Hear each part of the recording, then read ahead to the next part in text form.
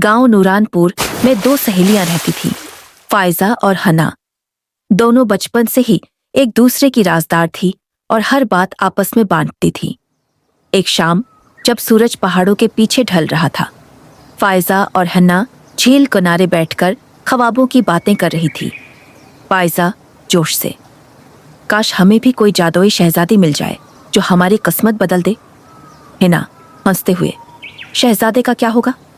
फायजा मुस्कुराते हुए, शहजादे बाद में आएंगे, पहले तो कोई शहजादी आए जो हमें महल ले जाए।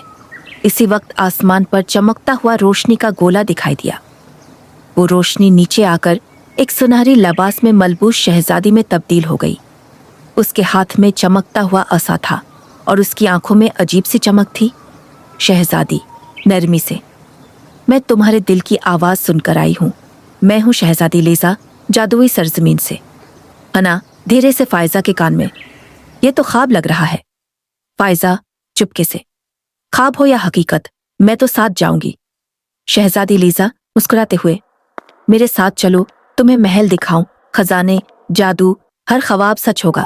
दोनों लड़कियां शहजादी के साथ चल पड़े।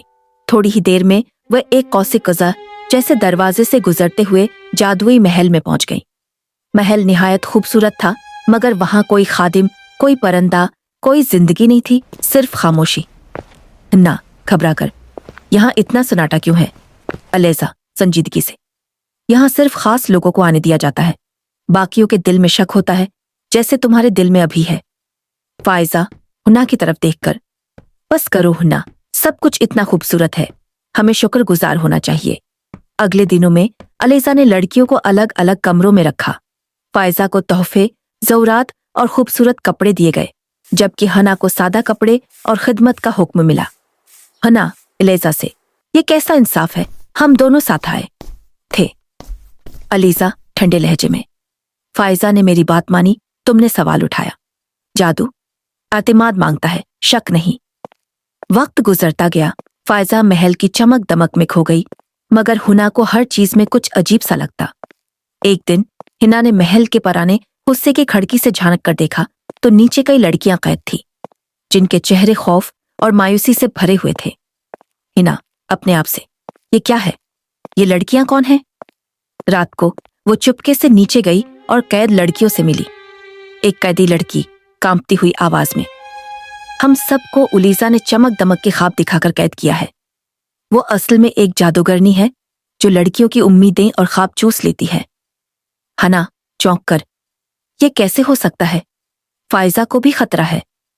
कैदी, वो अब उसके जाल में है, जल्द ही वो भी हम जैसी हो जाएगी, खाली बेजान। हना फौरन फायजा के पास गई।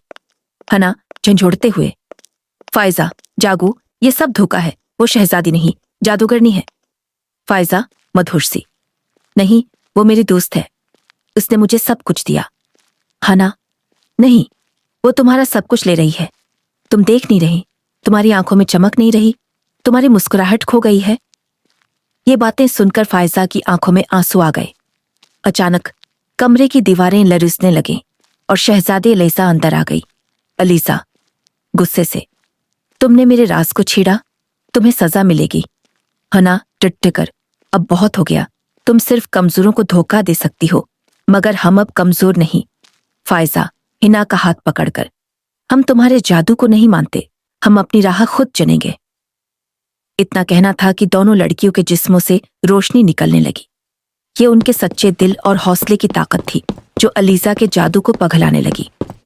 अलीजा चिल्लाकर, नहीं, ये मुमकिन नहीं। रोशनी बढ़ती गई और आखिरकार शहजादी अलीजा एक काले धुएं में बदलकर गायब हो गई। कैदी लड़कियां आजाद हो गईं, महल टूटने लगा। सब लड़कियां बाहर निकलें और झील के किनारे वापस आ गईं, जहां सब कुछ पहले जैसा था, मगर दिलों में नया हौसला था। फायजा हुना से, तुमने मेरी आंखें खोल दी, अगर तुम ना होते। हना मुस्कुराते हुए, दोस्ती, इसी का नाम है सच दिखाने का।